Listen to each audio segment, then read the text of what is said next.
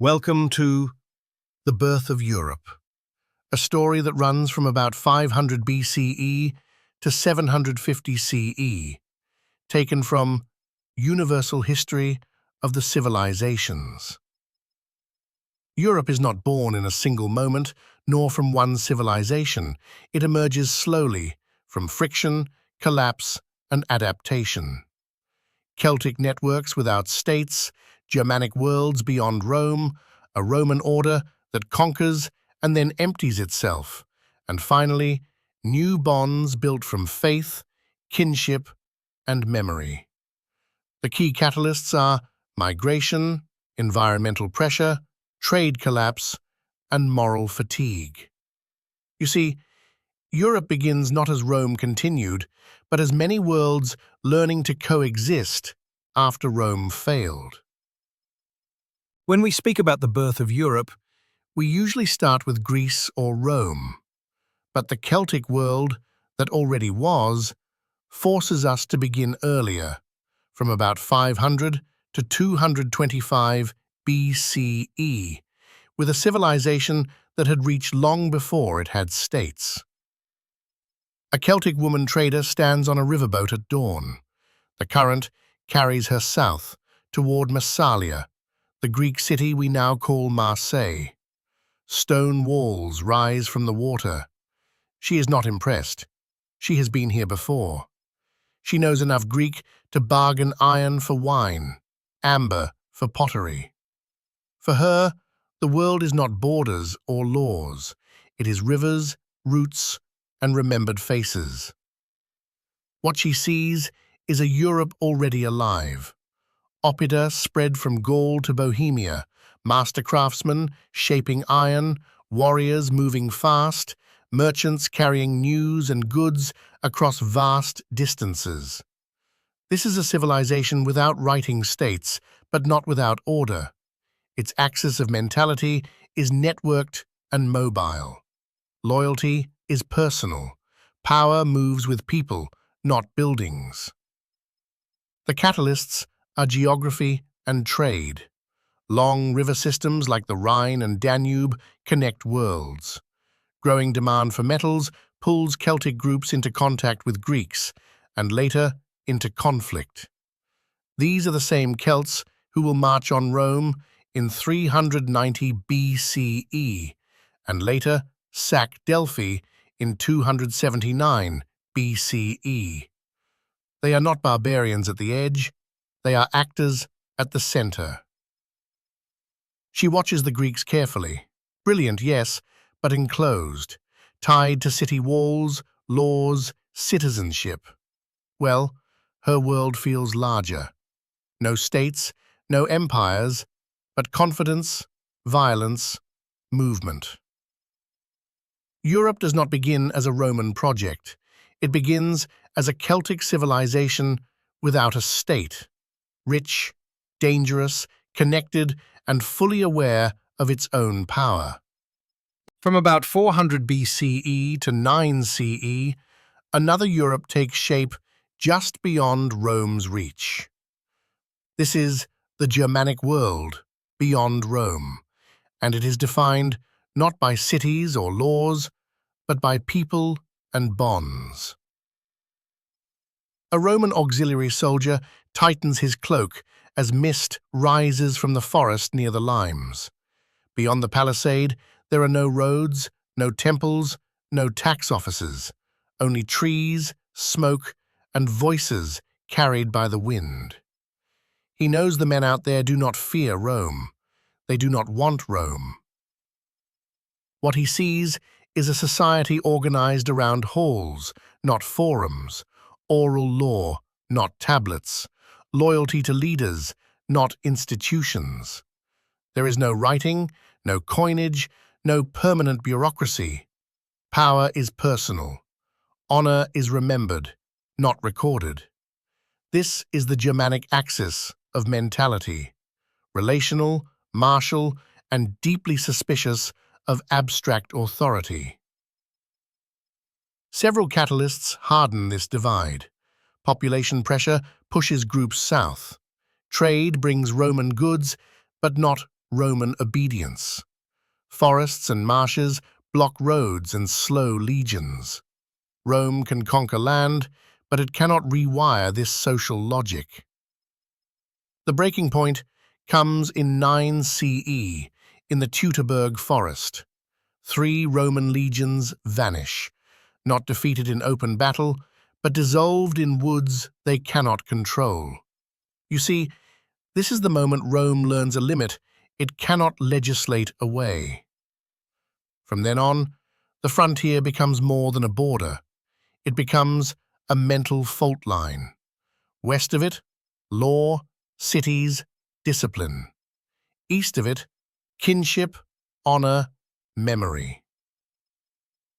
This line would shape Europe for centuries to come.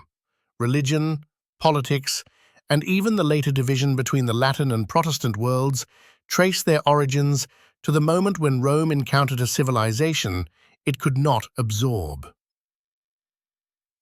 By about 225 BCE, the balance tilts. Rome turns north, and over the next 4 centuries, to around 180 CE, it wins decisively. This is the long moment remembered as Rome wins, and the Celts lose themselves.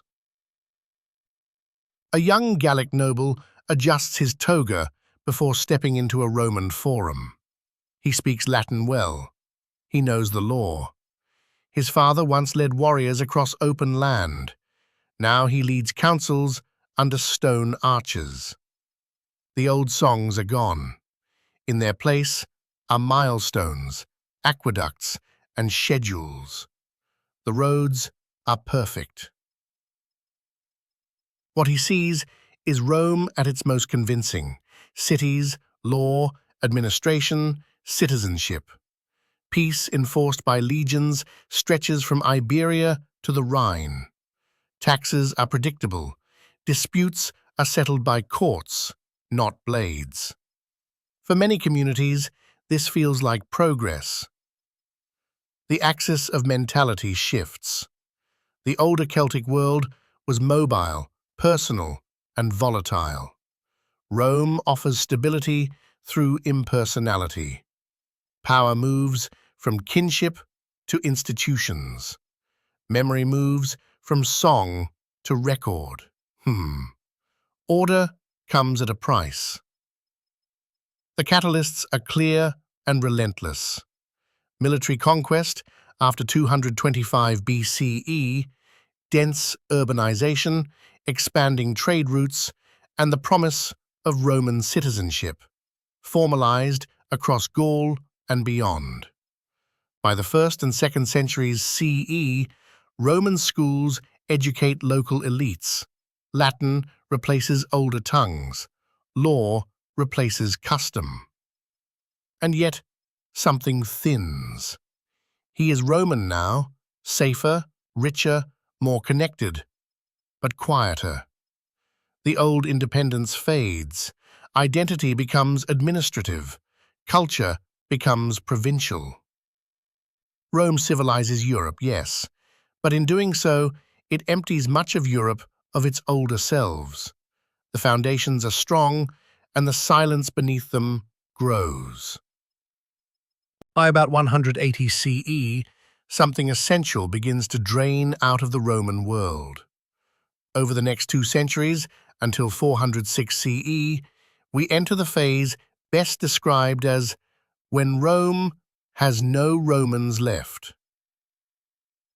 A Roman landowner stands in his courtyard, watching Germanic warriors train. They wear foreign clothes. They speak Latin badly. They fight extremely well. They guard his estates, collect rents, and march when ordered. His own sons prefer baths, poetry, and careers in administration. No one teaches them how to fight.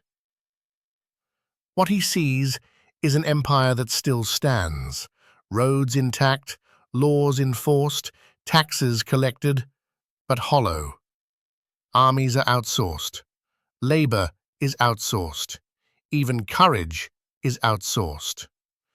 The Roman axis of mentality has shifted from survival to comfort, from discipline to routine. The catalysts accelerate the process. Long epidemics reduce population. Trade networks weaken, shrinking state revenues. Frontier pressure grows as Germanic groups move closer to imperial borders, not as enemies at first, but as workers, soldiers, settlers. Rome does not resist this, it invites it. Against Roman refinement now stands a different energy. Germanic and steppe peoples shaped by hardship, mobility, and violence. Then, in the late 4th century, a new force appears, the Huns. Fast, indifferent, unstoppable. They do not want Roman culture. They break balance itself. By 406 CE, when groups cross the Rhine into Gaul, the meaning is clear. Rome does not collapse in panic. It simply stops holding the center. The empire no longer believes in itself strongly enough to defend its world. Rome does not fall. It steps aside and lets others move in. From about 406 to 550 CE, Europe crosses a threshold. This is the moment later remembered as from empire to tribes, when rule stops being impersonal and becomes personal again. A Germanic king sits on a Roman chair inside a former civic hall. Law books lie open beside him, but he cannot read them. He listens to disputes and decides by loyalty, reward, and force. Who stood with him in battle matters more than what any text says. The city still has walls, but the streets are quieter, markets are smaller, power has moved. What he sees is a broken urban world reverting to villages, kinship, and warriors. Roman administration survives only where it is useful. Tax registers copied by monks, contracts remembered by notaries, laws applied selectively. The rest dissolves. The axis of mentality shifts decisively. Authority is no longer abstract, it is embodied in a man and his followers. The catalysts are relentless. The Rhine crossings after 406 CE shatter frontier control. Long-distance trade collapses, starving cities of purpose. Population decline empties towns. Land becomes the only stable resource, and those who can protect it rule it. In such a world, loyalty beats legality every time. Compared to Rome's old state machine, this order is fragile and violent. Feuds replace courts. Oaths replace officers. Yet this is not a step backward into chaos alone. It is the foundation of Europe's future. Kingship, vassalage, personal bonds, these will shape politics for centuries. Europe does not rebuild the empire, it chooses something else. It becomes a continent of kingdoms, not an empire, and that choice will define it far longer than Rome ever did. The Germans bring the Dark Ages to Europe. From about 550 to 750 CE, Europe takes its final early shape in a period best understood as monks, Slavs, and the final shape of Europe. Power no longer comes from legions or emperors. It comes from memory, labor, and belonging. A Benedictine monk copies a manuscript by candlelight. Outside the monastery walls, forests reclaim old Roman roads, and stones sink back into the soil. In nearby valleys, Slavic settlers clear abandoned land, building villages where villas once stood. Far to the south and west, Frankish armies gather as news arrives of Islamic expansion across North Africa and into Iberia after 711 CE. Between ruins and newcomers, a different kind of order is taking shape. What he witnesses is not collapse, but replacement. A new civilization is being assembled, quietly, deliberately. With Saint Benedict, a personalist axis of mentality is born.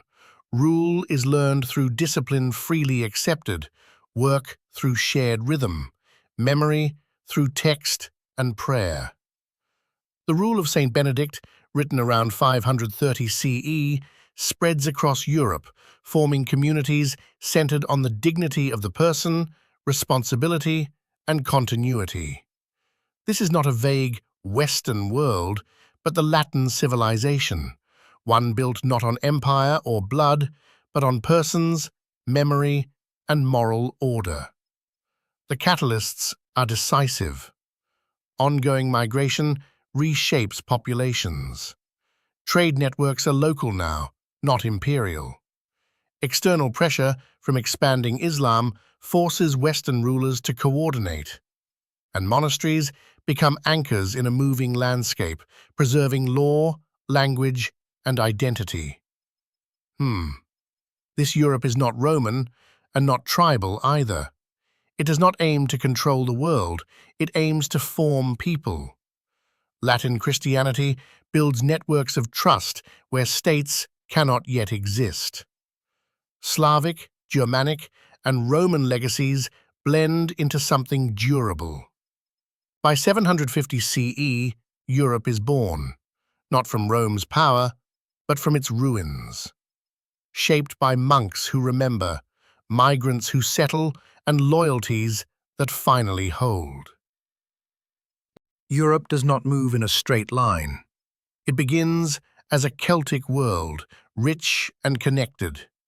It is then Romanized, disciplined by law and roads. After the Germanic pushback, that order collapses and retreats. But Europe does not fall into chaos forever. Through the Benedictine rule, it returns to institutional order, not imperial, not tribal, but personalist. The march that once pulled Europe apart is slowly reversed by monasteries that teach work, memory, responsibility, and law again. You see, Europe survives by changing the kind of order it believes in. In the next episode, we turn east once more. India, the classical age of Dharma, from about 500 BCE to 500 CE,